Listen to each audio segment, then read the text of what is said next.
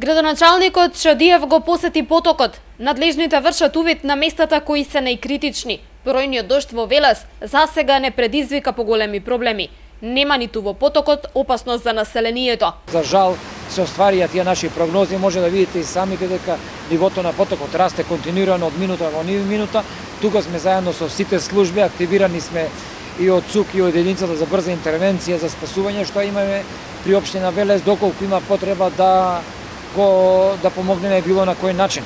Значи, превенцијата го направи своето, полиција заедно со службите од општина Велес одеше поединачно да ги извести граѓаните дека можно иако не беше потокот дојден тука, меѓутоа со оглед на информациите и контактот со колегата од Свети Николе дека има многу обилни врнежи во Свети Николе, знаеме дека континуирано доаѓа потокот. За среќа во општина Велес состојбата е стабилна.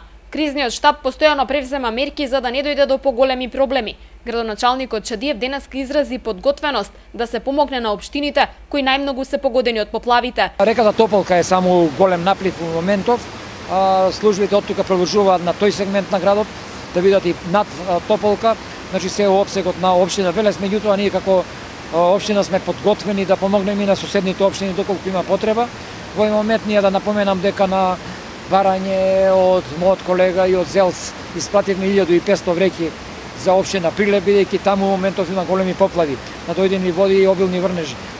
Тоа значи дека солидарноста помеѓу градоначалниците си е на стандардно ниво и се надевам дека ќе престанат дождовите, бидејќи ова очигледно веќе заминува и посериозни размери. Континуирано се следи и состојбата на Вардар на најкритичните места и мостовите. Доколку нема нови врнежи, Шадиев вели дека екипи веднаш ќе преминат на расчистување на наносите низ градот.